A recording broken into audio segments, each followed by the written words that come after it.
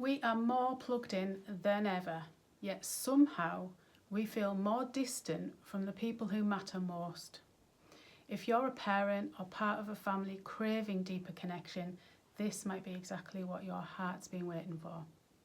In this video, I'm going to cover why we're not connected, so in other words, why we're in disconnection, the differences of categories of connection, how we can turn disconnection into connection, and I've got quotes, poems, a meditation for you, and stay to the end for your takeaways.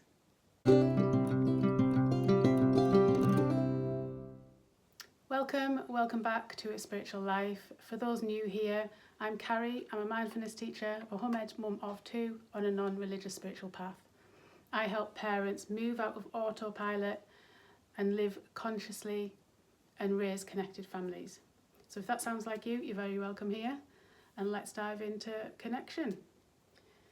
So let me start with this quote, which is from Glenn Close. I think everybody wants to connect. There is nothing worse than feeling disconnected. Stories that move people and make people care are the ones where they feel some sort of connection. So that's where we're aiming for, aren't we, this connection. But before we get there, we have to know what is going on. So I mentioned in the intro there that we are more plugged than ever, but yet still feel very distant to those around us. So that is disconnection then. So what is disconnection? We're more connected through the internet and things than ever. So we're more connected, but we're not. We're not really feeling it here. We're more connected here, but not here. So the internet's connected globally, but we're more disconnected. Would you agree? And why is that? I intend to answer that here today. We've lost the connectedness of face to face. So there's a greater audience to chat, but not with the nuances that face-to-face connection brings. So we've had this before, we've heard of this before. When we text, we might misinterpret what people say or they're thinking. But when you're sat with somebody, you can really feel into their expression and their energy a lot more. Tech has both helped and hindered. So we look at the likes of supermarkets, banks and GPs.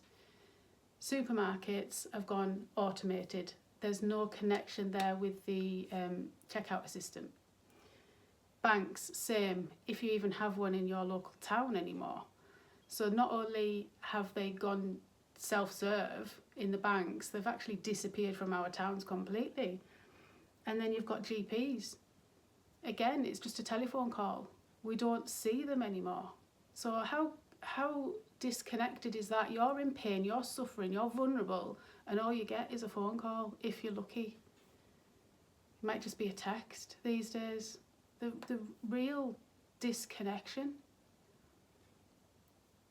Attention. So devices in the home, families are sat next to each other, but yet they're so disconnected because of devices. It used to just be the telly, but now we've got this thing that we carry around everywhere. We give this more attention than we do the people that we love. And it's a missed opportunity for connection. You're sat around in that living room every night with your family, and it's missed opportunity.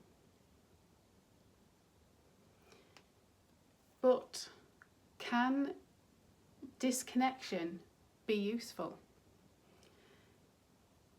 Here's a quote, it's an anonymous quote, and it says, "Disconnect from everything long enough to see if it feeds your soul, or if it's a distraction. What's deeply connected will always remain." So disconnect from everything long enough to see if it feeds your soul. So I automatically think about the Hermit card in Tarot when I think about this, which is isolation and space to think and connect within. So you never truly disconnect from everything when you are connecting to yourself. So that time of disconnection, that hermit mode time, is and can be actually very useful and productive, because we're tuning into ourselves more. And when we know what's going on in here, we can be with whatever else is outside of us a lot better, and we can connect with ourselves. It enables us to connect more with others, because we're not fearful of pain and suffering, because we listen to it in ourselves. And if we can do that to ourselves, we can do that with others.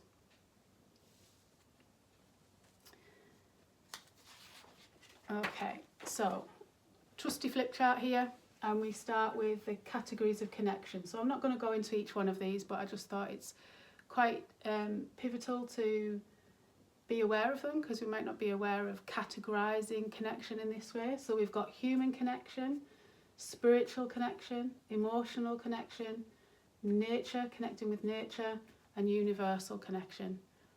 So they're all the different types, and we're going to look at some of them as we go along here. So don't worry, it looks a lot,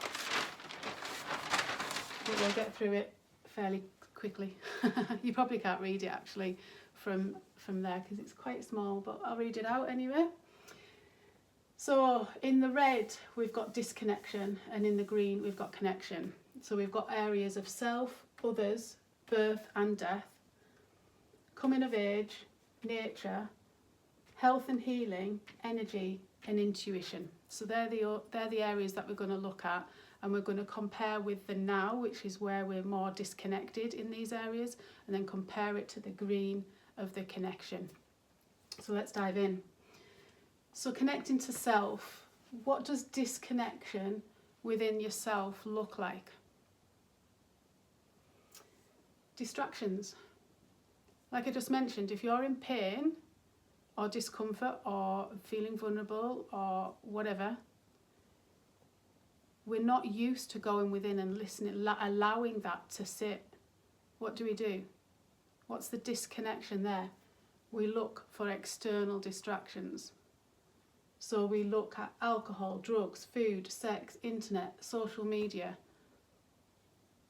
all these things. The list goes on. That's just a few. And we totally disconnect because we're too busy distracting with all that. So what can connection look like? Instead of going to those things, what can we do instead? Meditate, journal, use all your senses. Embodiment. What's your body telling you? Feeling to your body. Energy and intuition. They're all the ways in which we can connect more with self. And that's the first place to start. That's why it's number one. So that's where we need to work first. Meditation, journaling, using all your senses. That's sight, sound, smell, taste, touch. Embodiment, what's going on within. Energy and intuition. So then we go to others. So once we've dealt with that a little bit and worked with that with ourselves, we can start looking at others. And why don't we? Why don't we connect with other people? Because we're too busy. We're too busy. You see someone walking down the street. And you look the other way and run as fast as you can and avoid them. Why? Because you're too busy. Too busy to even connect with people just by smiling at them and saying hello. I mean, who's done that? I'm guilty. We've all done it, I'm sure. So it's not about shaming and blaming here, but we are contributing to disconnection too. We can't put the blame out on other people. So how can we connect? We can connect by slowing down. So what would it matter if in that situation we just did a quick eye and just said, I'm a bit busy, I'm on my way. Or even better, have 2-minute conversation. Just say, I'm on my way to something, I've got a minute, are you all right? You know? And have that. That might be the only interaction or connection that person has all day. And you made that for them. Tune into others' energy. So tuning into others' energy. If you miss that connection, you would miss tuning into their energy and seeing and reading between the lines. So they go, oh yeah, I'm all right, but you can see they're not. Yeah, I'm fine. You don't look like you are you really? And then they open out. And then there's a connection. Communicate so they feel seen and heard. Don't communicate to... Don't wait for... Don't communicate while you're waiting to speak. Don't listen to them while you're waiting to speak. Really listen to them. So there's 2 quotes here. Yes, 2 quotes here. I've got there. I can only see one here. I must have took it out. Anyway, 1 quote. So this is from Having Time. I don't know who they are. Only through our connectedness to others can we really know and enhance the self. Only through working on the self can we begin to enhance our connectedness to others. So that's what I said earlier, isn't it? Moving on then, so birth and death, okay? So with regards to birth, how are we disconnected? C-sections are on the rise. In the UK, these figures are for the UK, in 2000 C-sections were 19.7%. And between 2023 and 2024, they were up to 42%. And that's just in under 25 years. More than doubled. That's just an example of how we've disconnected from birth. Birth used to be this sacred time between your community that you had, that was close to you. A really, really special time. The environment was how you wanted it. You felt safe and secure. Now, that's just C-sections. That's not just hospital births. So I should have really actually had a look at what the percentage of hospital births are to home births. I know there's a big drive at the minute that a lot of people are wanting more home births. Maybe because they're wanting more connection. But if we're in hospital, what happens? The temperature's not right for us because it has to be right for everybody. The bright lights, there's noises, you're connected up to monitors left, right and centre. You've got lots of different people coming in and you're vulnerable. Are you going to really connect with people? And if you do, then they go off shift and then you get someone else. And you've got to do all the whole connection thing again. Is that really appropriate to be doing that at that time? Similarly in death, so the opposite to death is we don't talk about it. Morbid, frowned upon, don't talk about it. Like it's never going to happen. So connection with birth is community, family and friends. Things like doulas. You can have online face-to-face, but the one-to-one stuff, the face-to-face stuff is much better. And celebrate birth. Similarly, the connection to death is celebrate death. Celebrate the life. The Mexicans, the Day of the Dead, they celebrate it. Is it the Irish that had a whole wake for a week or something? These people used to do that, and we've disconnected from that. We don't talk about it. Do we talk to our kids about it, about death? Do we talk about it to our kids when we're feeling in grief? Because if you can show your grief, then you're connecting with your child. You're not putting your grief on them, you're connecting with them. And they'll learn how to grieve you when you go. It's a blessing, it's a celebration. And when you live in less fear of death, you will actually live more. So that's birth and death. Coming of age. We've got disconnection with coming of age. We find it a hindrance. Think back to your time of coming of age, of puberty. What was it like for you? Did you feel connected to that person who told you about it? Did you even get told about it?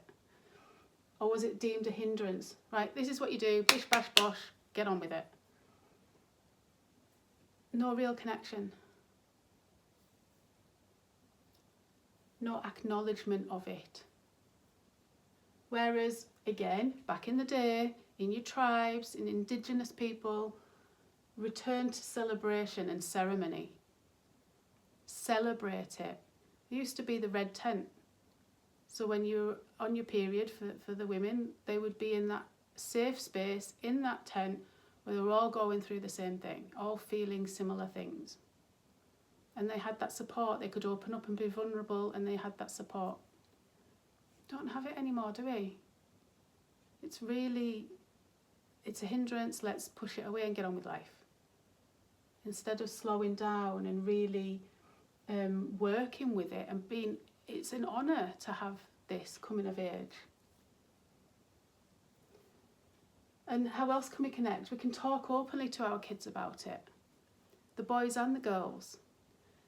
Let the sons know what the daughters are going through. Let the daughters know what the sons are going through. Let the father know what the mother's going through. Let the son know what the mother's going through. Have these open conversations, because it's throughout our whole life. It's not just puberty. We get the change at the other end. So when the kids have grown up and they're teenagers and the hormones are like on fire, as is the mother at times with the menopause, and the dad's in the middle, the son's like also puberty. Poor dad there is like the only real like staying same, really. They have their own fluctuations and things going on, but the other people of the family are at the other extremes.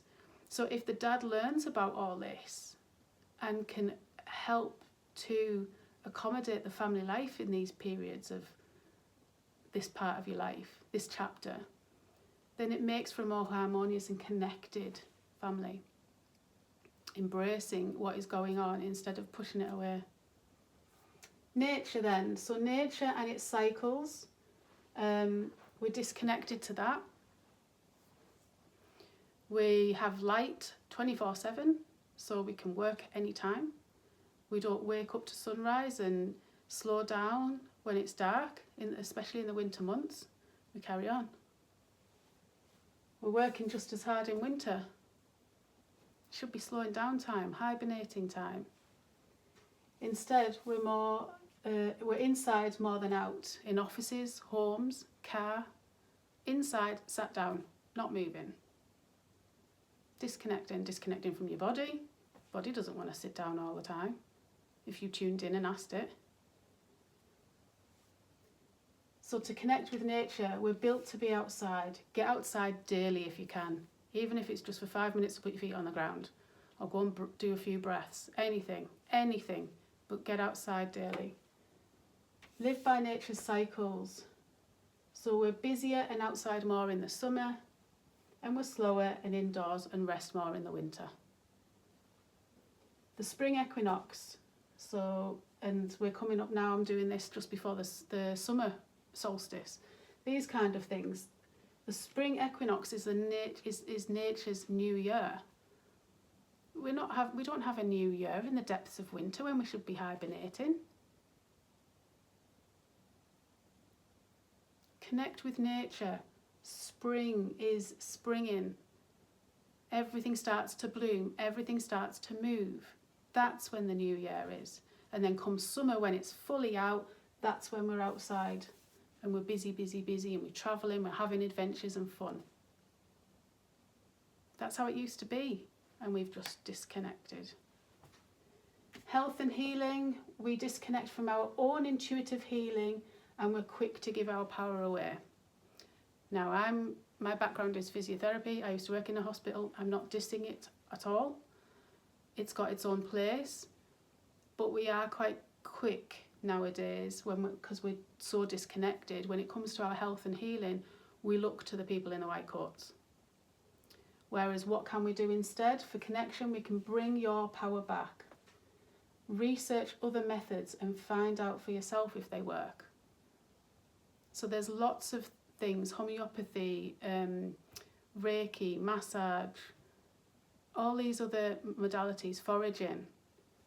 You can find groups, either online or face-to-face. Learn about foraging, learn about things that you don't know. And nourish your mind as well as your body and bring your power back. Exercise the way you want, not to feel like you should. Do you really want to go inside and run on a treadmill? Is that what your body wants? And spend all that money to do so? Or does it want to go out for a walk? Does it want to move expressively with expressive dance? What does it want? Ask it. Be intuitive. Be curious. Connect. Energy. So we're disconnected from sensing energy due to being so busy and ego-driven. Back to the scenario of meeting somebody in the street, and you stop and you see that they're upset, but they're saying they're fine. And you ask them, you don't seem like you're fine. Are you okay? Well, no, actually, this has happened, that's happened, I feel really down. All right, I've got to go to this thing. I want to hear you out and be there for you. Can I give you a call tonight? Can I, I can meet you in half an hour after I've done this thing. Do you want to meet me in that cafe, and we can have a coffee for half an hour? That person may have not had that connection. And without that connection, you wouldn't have sensed that. If that was all done over text, you wouldn't have sensed that there was something wrong. And that person might not ever have had that connection for the rest of the week, not had anybody. And they will still remember that the rest of the day, that kindness that you took, that connection that you took to help them in that minute. So remember how to connect on an energetic level. Slow down. We have to slow down. To do this, we have to slow down. That's the biggest takeaway, is to slow down. Don't always be the one talking. Listen, not to respond, but to actually listen and connect. Silent equals listen. So the acronym of silent is listen. Then you'll be better able to connect to energy. And lastly, we have intuition. So that sixth sense. We mentioned the senses up there. This one's got its own thing. It's intuition. It's that sixth sense. We're disconnected from our intuition. Why? Think you've got the gist? We're too busy. It's a muscle to use. We can't think of intuition. Like, how many times do you not know what decision to make? I'll be in a shop and go, I can't decide. Or you're going for a meal, I don't know what to eat. And you're paralysed because you can't make that decision, that simple decision. Whereas if you are more in tune to your intuition, you'll go, all right, okay, my head's not knowing, so let's see what my intuition wants. And you just pause and slow down and feel what's heavy and what's light in both scenarios, and that will help you. By connecting to your intuition, slowing down and tuning into your gut or your sixth sense, and let it guide you, and you'll get your answer. Okay.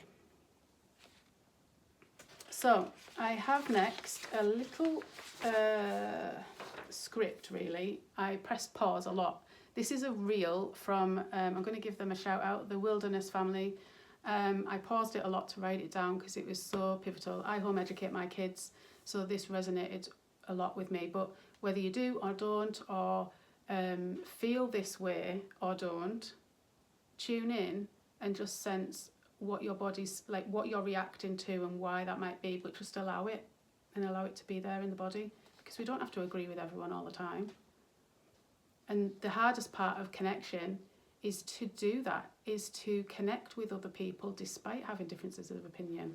So it's worth thinking about. But anyway, it's not called anything, it's just the Wilderness family. It's an Instagram reel. I refuse to participate in the agenda to destroy the family unit. It's not normal for families to wake up each morning, rushing out the door, heading in separate directions, parents to work, kids to school. It's not normal for children to spend the majority of their waking hours with strangers, being shaped by values and ideas that don't align with the families. It's not normal to work tirelessly day after day until you're 65 or beyond, just so you can retire too late to fully enjoy the life that you sacrificed so much for.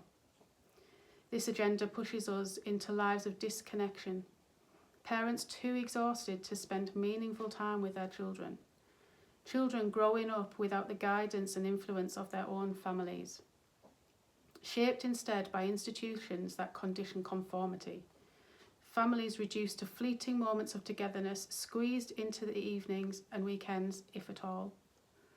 This isn't how we're meant to live. Families are a foundation of a thriving life. They are meant to work together, eat together, learn together, and grow together. Strong families create strong communities, and strong communities can't be controlled by the system. So I refuse to participate. I choose to homeschool my children, giving them the freedom to learn in alignment with our values. I choose to grow food with my family, teaching them the importance of hard work and connection to the land. I choose to prioritise relationships over material success, creating the life where our family is the centre, not the system. It's time to break away from the agenda that tears us apart and start building the life that brings us closer together.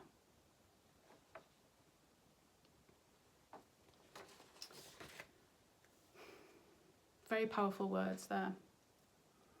And some more, a quote there from Brené Brown. In order for connection to happen, we have to allow ourselves to be seen, really seen. So we're going to do a little meditation, contemplation exercise now, if you will. So close your eyes and put one hand on your heart and the other on the solar plexus, which is just above your belly button.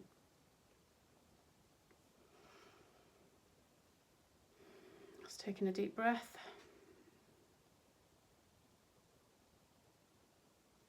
Turn your attention to yourself. Say to yourself, I see you. I hear you. Let that sit. How does it feel emotionally and physically in your body?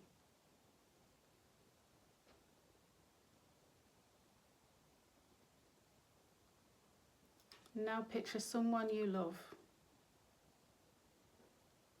and say to them, I see you. I hear you. How does that sit? How does it feel emotionally and physically in your body?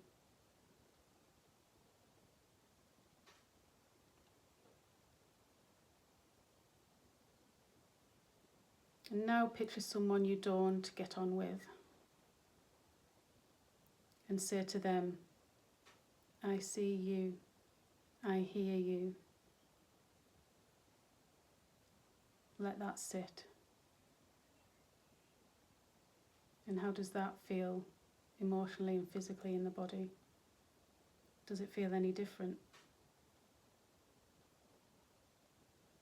All any of us want is to feel seen and heard. No right or wrong, no ego, no judgment, just to be and feel seen and heard. Can you give this to yourself? Can you give this to others? Can you embrace connection with yourself and others?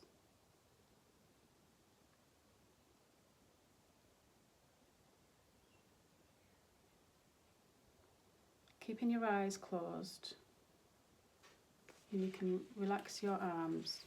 So I'm going to read this poem called Connection. It's never been your nature to tell me how you feel, and you may think not talking will make the pain less real.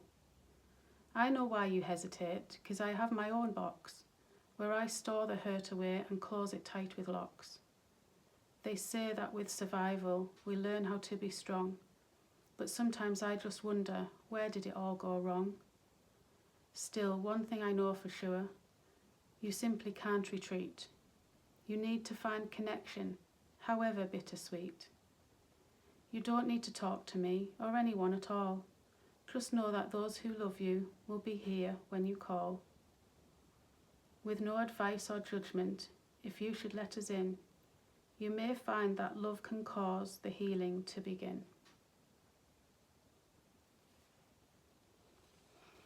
Taking a deep breath, and you can open your eyes.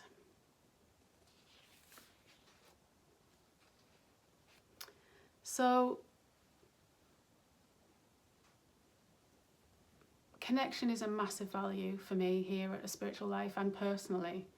I'm really, really big on connection. So much so that I have made my own free guide for you based on self, connection with self, connection to partner, connection to your kids, and connection to the whole family as a whole. And I've made a 4-part video series on those 4 elements. So do check that out. The link for that will be in the description below. And I think you'll find some great aha moments in there.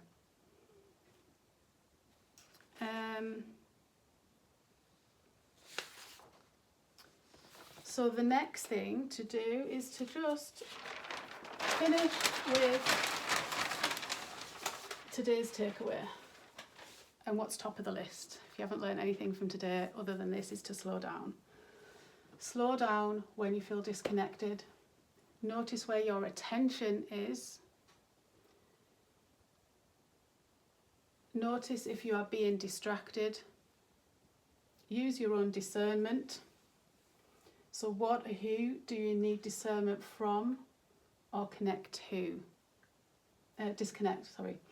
What or who do you need to disconnect from or connect to? So that's where the discernment comes in. Do you need to disconnect from situations and people for a bit and be like the hermit? Or do you need to connect with yourself and others more at this moment in time? Live your life more mindfully and consciously. You and your family will feel more connected. So when you see, and that's with others, so when you see and hear others in your family, they will feel connected. But don't forget to see and hear you. Okay. I'm going to finish up with this last quote here, which is, connecting to another is the most important thing in the world, and you can keep expanding that connection. One person, a family, a community, a country, a society, a culture. So I hope I've made some connections with some of you today, if not all of you. It's been lovely on this talk about connection. So if you have had any aha moments in this, do drop them down in the comments. I'd love to hear them. If you've got any questions, I'll happily try and answer them as well. So yeah, here's to connection. Let's move away from disconnection to more connection. And I wish you all the best. Much love. Bye for now.